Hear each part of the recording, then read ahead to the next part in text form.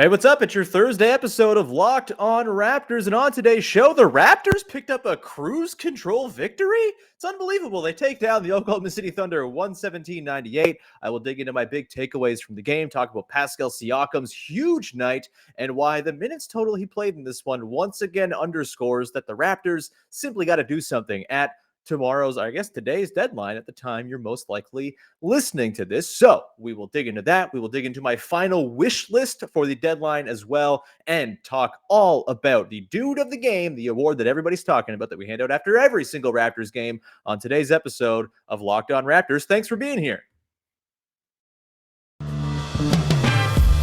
You are Locked On Raptors, your daily Toronto Raptors podcast, part of the Locked On Podcast Network.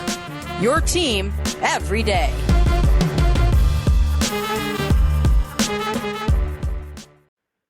Hey, what's going on? Welcome to episode number 1115 of Locked On Raptors for Thursday, February the 10th. Your first of two episodes that you're going to get today on here Thursday, February the 10th. I'm your host, Sean Woodley of RaptorsHQ.com. You can find me on Twitter as always at WoodleySean. You can find the show at Locked On Raptors, and you can support the podcast, listen, follow, rate, subscribe, etc., all on your favorite podcast platforms for the low price of free. We are also on YouTube, and you can subscribe. Hit that big, fat, red subscribe button to support the show. That is also free and on the house. So please go do that. And a big thank you, as always, for making us your first listen of the day. All right, we got another Raptors win, a 7th-straight Raptors win to dig into today. We are going to talk about, of course, the dude of the game, the man who did the unheralded work in the Raptors win. Look, it wasn't exactly a win that required a lot of dude level performances. This is a pretty easy go and win for the Raptors, but that's nice in its own right. Still got the dude of the game, and I'm going to lay out my final wish list for the trade deadline.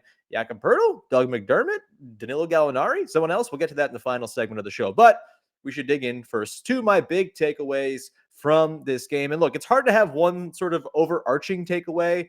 Mostly it's just really nice that they had a game that was not down to the wire. Obviously, the Hornets game wasn't quite that. They won by 15. It was pretty comfortable, but they did have to sort of fight off a single-digit lead late in the game and all that. This one, no such trouble against the Oklahoma City Thunder, who really, really stink, man. I can't get over how bad this Thunder team is, especially without Shae-Gilgeous-Alexander. But even with them, they're an embarrassment. They got performances out there. They got Aleksej Pokusevski just like standing there getting put into the spin cycle by Pascal Siakam and OG Anunoby at every single turn, just completely out of his depth. Yes, he had some nice flourishes here and there, had some buckets, whatever.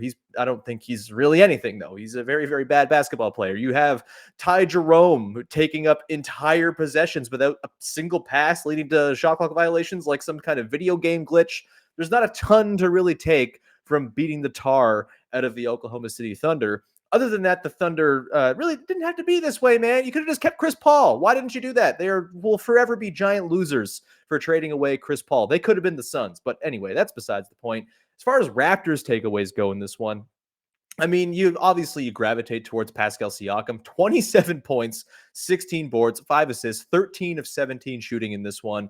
Just a really excellent top to bottom, easy performance for Pascal. Did not seem to be terribly burdened by anything that the Thunder were throwing his way. First half, he scores 21 points relatively easily, kind of just finding his spots, saying, oh, I'm going to drive here and spin right and score. And he would do that without any real resistance whatsoever. Second half, they start sending a little bit of extra attention his way, and so he starts carving them up with passes. He had 4 assists in the second half to add on to his 1 from the first half to finish with that 5.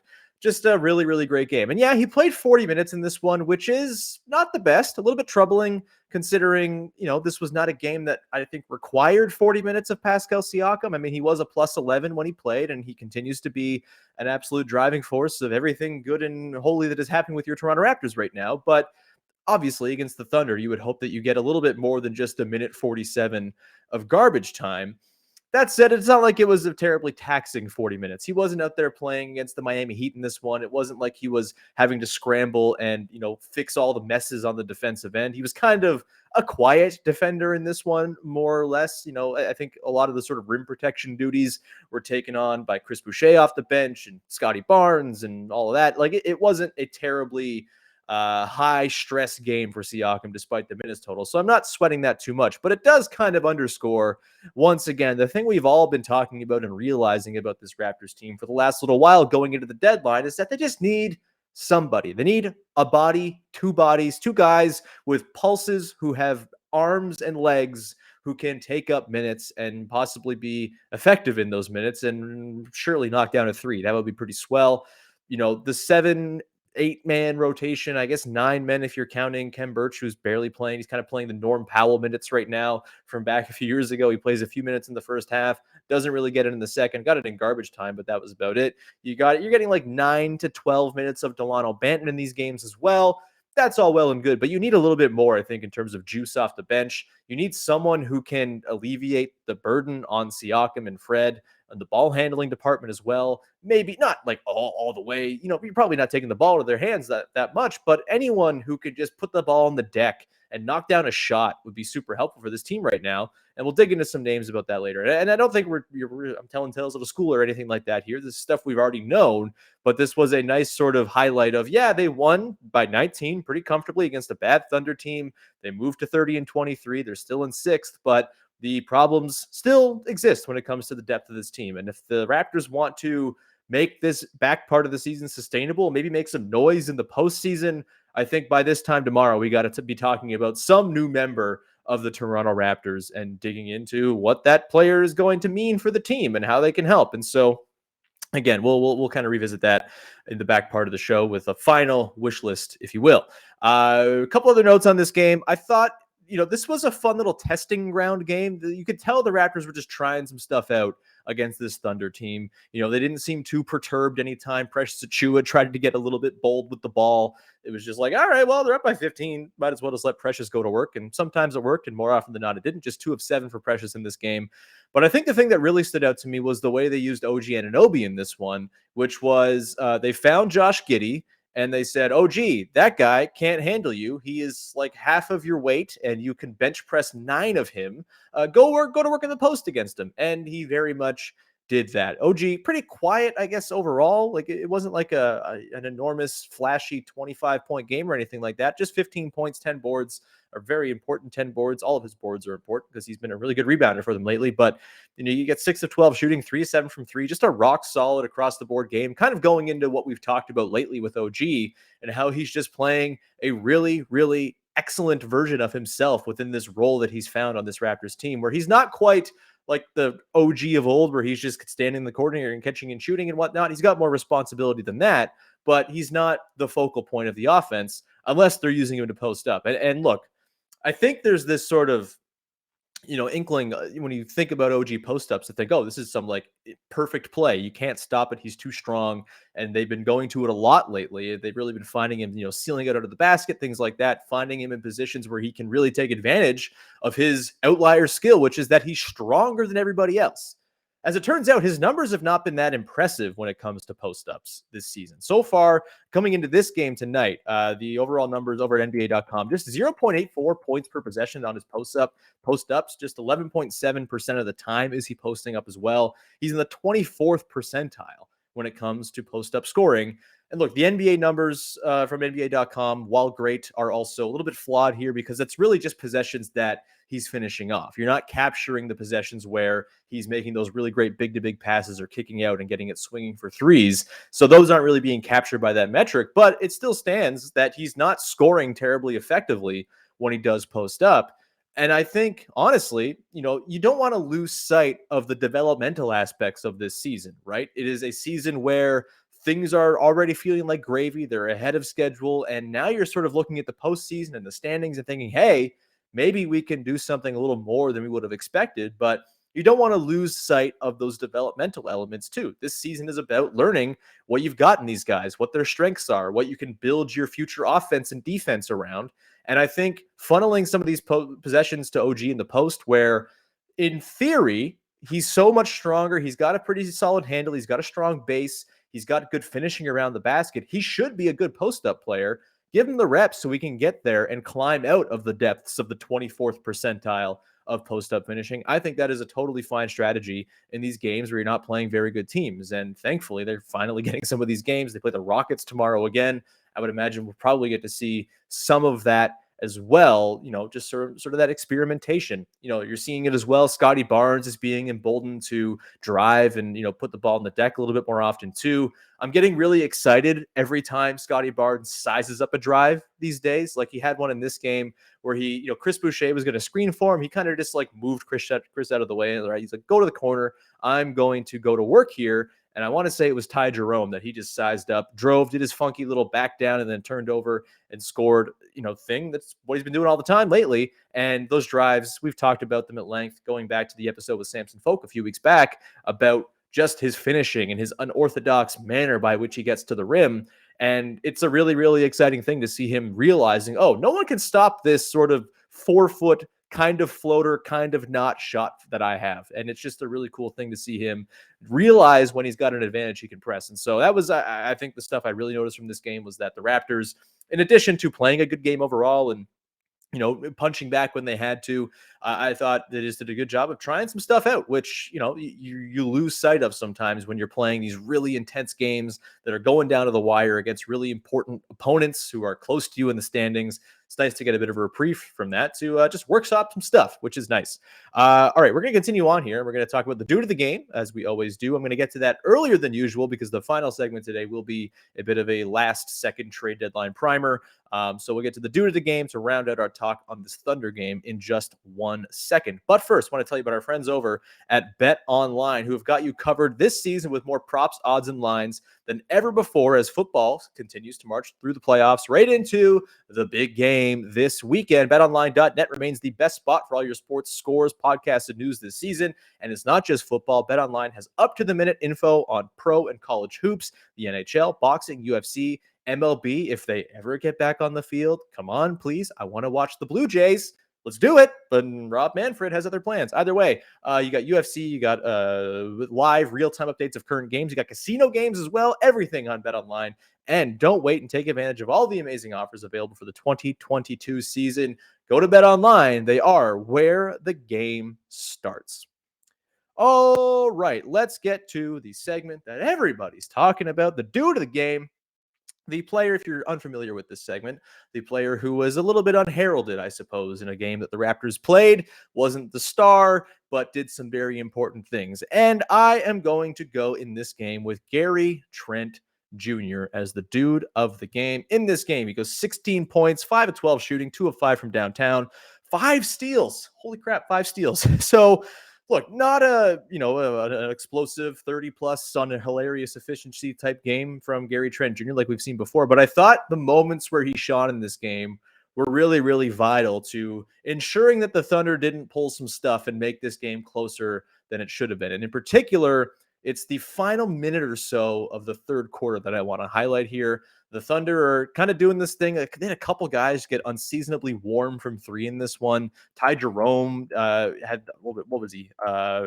He ended up 3 of 12. He started 3 of 3. So, that finished. But, Poku goes 4 of 5 from downtown. Theo Maledon goes 3 of 7 as well. And you get those weird guys popping off on a team that stinks at shooting threes from guys that typically are not very good at shooting threes. And the Thunder got it to within 10, 82-72. At that point, Gary Trent Jr. scores back-to-back buckets, a mid-range pull-up, and then he hits a 3. And that really felt like the final SWAT of the Thunder. I likened this game on Twitter tonight to like a walk through the forest that is mostly quite pleasant. You're looking at the trees, you're feeling and smelling the smells. The sun is baking you with that sweet, sweet vitamin D. But then there's just like the odd little hornet's nest or a wasp who's flying by and is kind of annoying you, maybe stings you, is kind of getting in the way, threatening to derail your wonderful walk. But eventually you pass by them and they go away and you leave the forest unscathed. That's kind of what this game was like. And Gary Trent Jr. was the bug swatter for the Raptors in some of the crucial moments of this game. Again, the 5 steals are really nice too, getting back on that really, really aggressive and sometimes riding the line a little bit too tightly, but, really aggressive style of defense that he's played and has been really effective for this team so far this season. So Gary Trent Jr. is your dude of the game. And I got to say, the dude of the game, lovely segment. Great. It's what everybody's talking about. But man, am I excited for the possibility of the trade deadline coming along and providing new brand new ground upon which to hand out due to the game awards. It's just been like the same 7 guys all year long.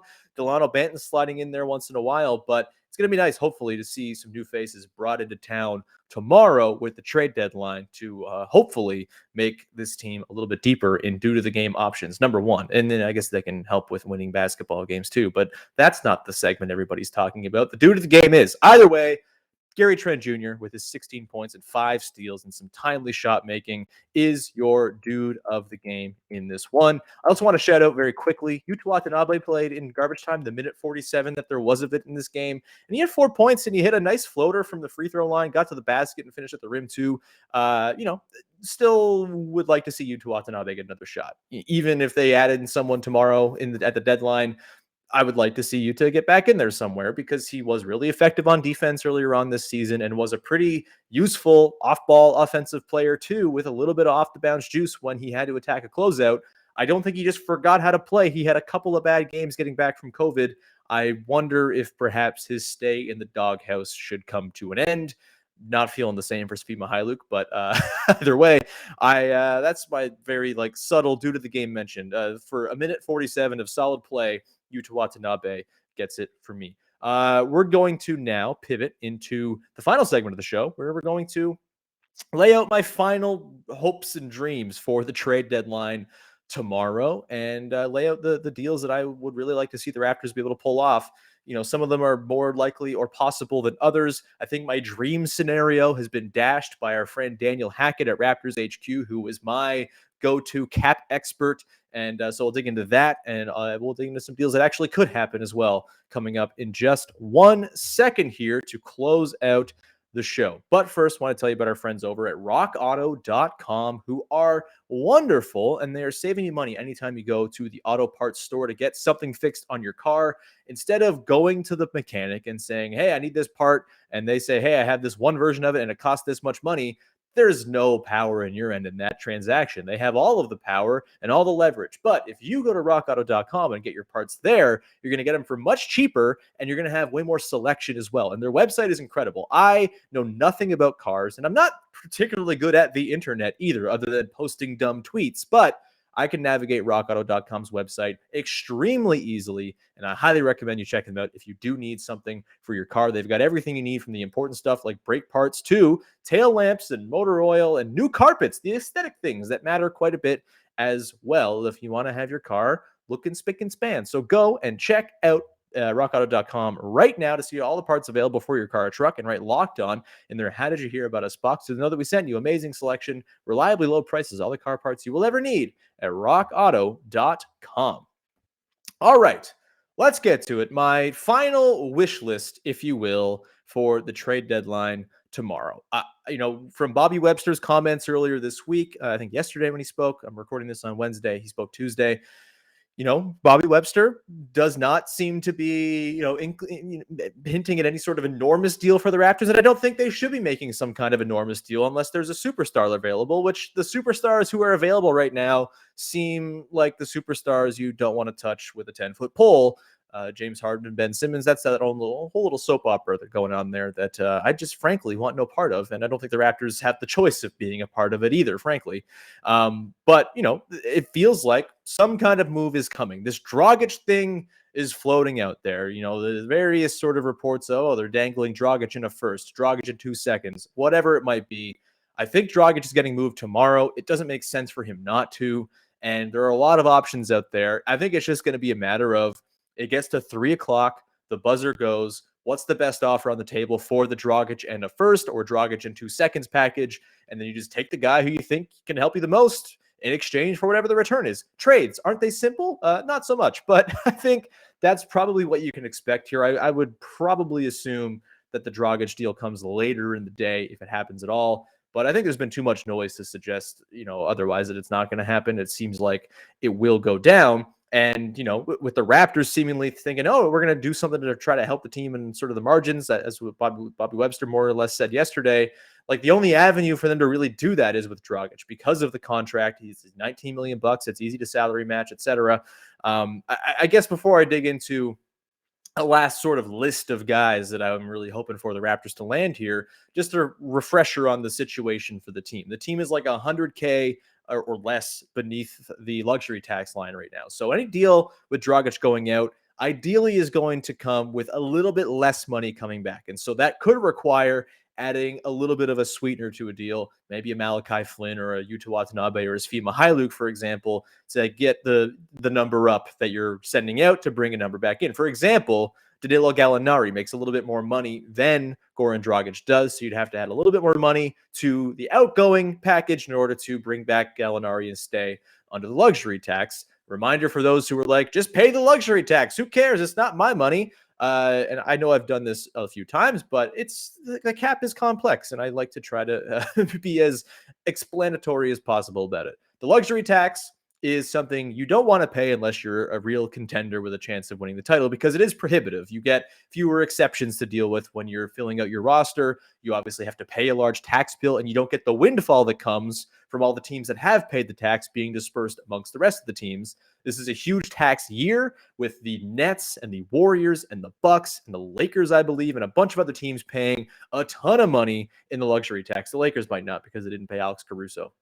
Either way, lots of teams paying a lot of money in the tax this year. I mean, the Warriors' tax bill is like as much as their whole payroll plus more, I'm pretty sure. It's crazy because it's all, exponential once you get past certain points. And it's prohibitive to pay the tax when you're not a contender, because you get repeater penalties when you pay it 2 out of 3 years. And so the Raptors are going to want to keep their powder dry. They're not a contender right now, and they're not going to want to pay the luxury tax right now and potentially limit their flexibility down the line. And so they're not being cheap. They're not doing the Blazers thing right now and just ducking the tax because they're cheap and are sad and are going nowhere. They are doing it for actual legitimate purposes. But that said, the Raptors can bring in a little bit of money here, like a Gallinari, like someone who makes a similar amount of money to Goran Dragic, and it's not going to affect them next year with the tax, because they'll have some room to add minimum contracts, and it sounds like the cap and tax are going to be a little bit higher next year than was originally expected. I think Shams and the other insiders reported it might be as much as $2 million higher than it was going to be or expected to be. So that gives a little bit more wiggle room for the Raptors here. And really, you can kind of look at tomorrow and the potential to add some sort of piece through this Dragic move as kind of the only chance the Raptors are going to have at a free agency, as it were. It's not a free agent ad, obviously, and they're going to be looking to add somebody with term beyond this year because they don't have cap space this summer. Regardless of what they do with Dragic, they're not going to have cap space to work with, but they'll have plenty of cushion underneath the tax to work around with. And so if you can add somebody via trade, you can't sign free agents without cap space, so they're not going to be able to do that at all. If you can add someone who can help the team next season, you'll have your mid-level exception this offseason and things like that to work with too, minimum exceptions, biannuals, et cetera, et cetera.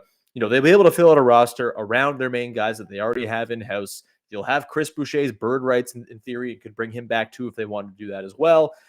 It might require him to walk depending on the guy they bring in. It's all very complex, and I don't need to get too deep into the minutiae of the cap. Go read Daniel Hackett at RaptorsHQ.com for that, because he's a genius and knows the cap inside and out. But either way, tomorrow does represent a very real opportunity for the Raptors to sort of do free agency in a roundabout way and get somebody in-house for next season as well. And so if we're going through like dream targets, wish lists, I guess we can start here. I think, I mentioned Gallinari. I think his Hawks teammate, Bogdan Bogdanovic, is like the white whale dream outcome here. The dude's awesome. The dude has totally reinvigorated the Hawks bench, just kind of running it himself. He's a good passer, can score himself, create his own shot. I really think Bogdan would be a wonderful ad, one that I'd be very happy to pay a first-round pick for, potentially even like a first and a second, and maybe toss in like a Flynn as a sweetener or something like that. I think that is a worthwhile gamble for the Raptors. Not really a gamble. He's just a good player. There's not really a gamble there, and he's got cost control, which actually kind of works in the Raptors' favor here a little bit.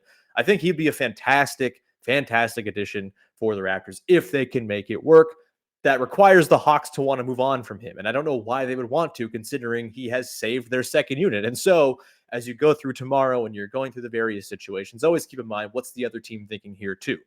With Gallinari, who is also pretty high near the top of my dream target list, it's a little different because he is maybe not someone who's going to be part of the long-term plans. He's not as important to the way that team operates as Bogdan Bogdanovic. And this is a team that has like 11 good players on it already.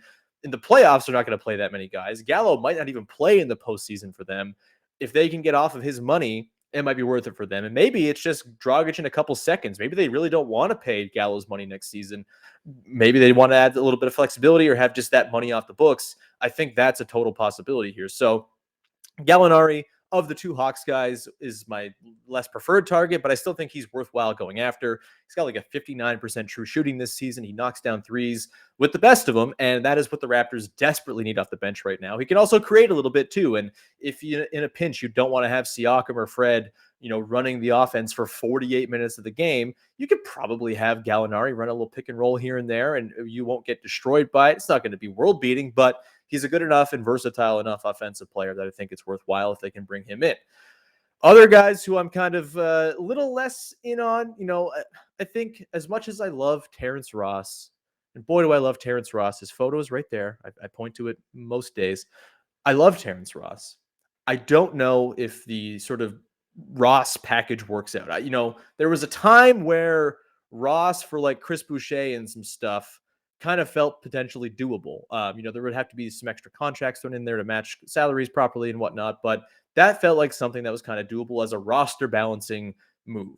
Boucher's been too good. You can't move on from him right now. He's your sixth man right now, and he's clearly your best and most reliable player off the bench. He's untouchable tomorrow, as far as I'm concerned, as long as there's not some sort of bigger deal at play where you're fully revamping your second unit. Untouchable is far too strong a word for Chris Boucher, but you know what I mean, I think, hopefully. With that, the Ross deal becomes more difficult if Boucher is not able to be part of it. Maybe you do Khem Birch, but I don't know why you're trading Khem Birch back to Orlando, the place that he spoke about totally limiting his upside and potential and skill set and all that. I don't think I see that one in the cards at all. And so it requires a bit of a bigger deal here. And the sort of deal that's been floated around by some folks, I know Eric Kareen, this is one of his faves that he's talked about on his podcast with Holly McKenzie quite a bit, is the Goran Dragic for Terrence Ross and Mo Bamba, and maybe the Raptors toss in a first-round pick there. The thinking there is that the Magic are not going to get a first for either of Bamba or Ross on their own. And so if you package them together, maybe you get one. It's an interesting one for the Raptors. Ross is on the books for next year. A totally fine guy to have off your bench. He can get hot for you. I don't know if I totally trust him as a playoff performer, which really pains me to say, because the man once had a glorious game-saving steal against Paul Pierce in Game 7 of the Eastern Conference first round. He's got playoff chops, but I don't know. It's a little bit tricky for me to envision Terrence Ross making a huge, serious impact in a playoff series. And look, I'm just melting inside saying this because I would lose my mind, and I still will lose my mind if Terrence Ross is on the Raptors by this time tomorrow, but I just don't think it's that feasible, and I don't know if it's the best way to upgrade this roster and really address what they need the most. And look, Ross offers the shooting I've been looking for. He just feels maybe a little bit one-dimensional for what they need. And so I'm not terribly thrilled about that idea. Bamba, I don't know where he slots in. You're not going to play him in the starting lineup, and you're not going to play him ahead of Boucher right now, or Precious. Really, you have more invested in Precious, and you have to pay Bamba this summer. He's had a good season. He's kind of tailed off after a really hot start. I am kind of lukewarm on that idea. So put that under, if that's all that's on the table at 3:00, fine, pull the trigger, but it's not my first choice. I've thrown around the Jakob Poeltl, Doug McDermott pairing before. I think that's a really good one to go after if you're the Raptors. It requires a little bit more money going out because those guys both make, I think, combined about 24-25 million bucks. And so it'll have to be Dragic plus probably like Khem Birch maybe, and then first rounders. Maybe you throw in Malachi Flynn. That is a little bit of a bigger one to pull off. So I would say it's probably less likely, but that would be kind of a dream scenario as well. You get the shooting of McDermott. You get the defensive and rim protection upside and acumen of Jakob Poeltl. I've spoken about the fit concerns with Poeltl. He's not a great free throw shooter, which is a problem this team already has. And I'm not sure he's closing games for you, but he doesn't have to close games because they have this killer starting five who can close games. Maybe you start Poeltl, move Scotty to the bench. He can become your bench wizard who's running the show a little bit with the help of one of Pascal or Fred here and there. And you have Yak start, but not finish most games. I think maybe that's kind of the way you'd go about it. Either way, that's an option. The Yak and Skills front court reunited. That would be kind of cool.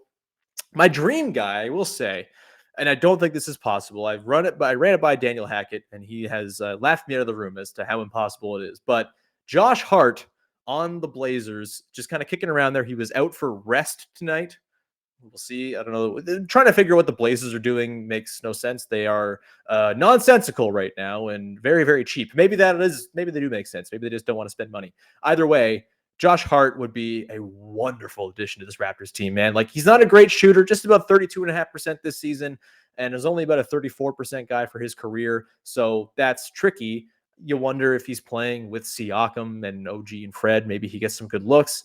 Either way, I think with the way Hart has kind of shown a little bit more on-ball acumen this season, and he's a really good defender too, like, I would be pretty on board with Josh Hart coming into this team. And the nice thing too is that his contract, while it sucks for him, is like pretty team friendly, no matter who is the team that has him. And I hate speaking about players in the terms of contracts. It sucks at the deadline. It's kind of a reality, but like Josh Hart's horrible contract that really his agent should probably be fired for getting for him does make him a really interesting piece because he's entirely non-guaranteed next season and the year beyond that with a team option. And so that gives the Raptors some flexibility here. Michael Grange reported tonight that the Raptors, in their hopes of adding someone who can be on the team next year, they're not going to go too far into the future with committed money. And Josh Hart fits that bill perfectly because there's no commitment. It's all non-guaranteed money. Even if you're a fool to not guarantee 12 or 13 million bucks to Josh Hart because he's really good. That's a wonderful contract for Josh Hart. So I don't think it's doable because he was just traded to the Blazers this week. Therefore, he cannot be aggregated with other players in another deal this week. And that makes it difficult because he makes $12 million. $12 million, that is. And the Raptors just don't have that kind of salary in that middle tier that they can throw in there to make the deal work. Dragic makes too much money. It would have to be within $5 million or so for the Dragic and a Hart swap to work, to keep the Blazers under the cap and all that stuff. So it is very, very unlikely that the Raptors are able to pull that off. I suppose they could combine Boucher and Birch and do it if they really wanted to. I don't really see why they would trade Chris Boucher right now. I mean, maybe Josh Hart is good enough that you do it. Maybe there's a subsequent move where you get some big man help to fill in there, but you're almost taking from a position where you have a lot of guys and making it a weakness once again if you do that, and you're not getting some kind of center back. So yeah, as much as Hart would be a perfect fit, and if the Raptors got him and tomorrow we're talking about new Raptor Josh Hart, it would be incredible. I just don't think it's all that feasible or likely. There's the other names that have kind of floated around. I don't think Eric Gordon's going to happen. That one's really not seeming like a deal that's going to go down at all. And, I've kind of softened my stance on giving up a first-round pick for Eric Gordon. Yeah, I know it's weird. I was pretty in on that one, but I think it's okay to evolve your opinions. And I think a Gallinari would be a better version of the Eric Gordon trade too. You're getting equally injured all the time, guys in their 30s. I just think Gallinari with his size and, probably just a little bit more of an effective player for this Raptors team and the construct they have. Either way, the deadline should be fascinating. I would imagine there will be some new member of the team that we're talking about by this time tomorrow. And I will have a podcast right at the deadline tomorrow, if anything goes down, where I will run through everything that's going on. So I know I said there will be 2 podcasts today, only if something of particular note happens. If not, then we'll kind of break it all down on Friday's podcast where we break down the Rockets game and we'll talk deadline there too, if nothing of note happens. But I do think something of note will happen with the Dragic contract and the trade going out. So we will probably have an episode for you tomorrow afternoon to dig into before the Raptors take on the Houston Rockets, looking for their 8th win in a row. Anyway, that's going to do it for today's episode. Thank you so much for tuning in, and hope you enjoy the deadline. It's weird. It's silly. I'm going to go skiing in the morning just so I'm not refreshing Twitter all day long, and hopefully something doesn't happen while I'm out on the hill. But either way, it should be a lot of fun. So we'll be back in tomorrow, later today or tomorrow with the podcast talking about the Rockets game. Apologies for the strange chronology. I keep forgetting I'm recording this still on Wednesday night, so my brain is all messed up. It's fine. It's deadline week. Nothing makes sense. Thank you for tuning in. If you have not yet, go listen to yesterday's episode of the podcast with Howard Beck. Really, really great chat on Fred VanVleet and the piece that Howard wrote about Fred. Really, really enjoyed it, and I hope you go and check it out and enjoy it yourselves. And with that, we will wrap it up here with your first listen of the day. Go make your second listen of the day. I mean, it could be Locked On Raptors later today if you wanted it to be, but you could also go make it Locked On Bets with your boy Q and Lee Sterling. The Super Bowl is coming up this weekend. They have you covered with all the props, lines, the weird props like Gatorade. Maybe they have thoughts on that. Maybe they got the inside track on who the Gatorade, what the color Gatorade is going to be. Either way, go check out Locked On Bets as your second listen of the day. And you can find me, of course, on Twitter at Woodley Sean. You see it on the screen there. If you're watching on YouTube, please subscribe on YouTube. Please subscribe to all the podcast apps for free. And with that, we will leave you there and talk to you probably this afternoon, if not Friday, with another episode of Locked On Raptors. Bye-bye.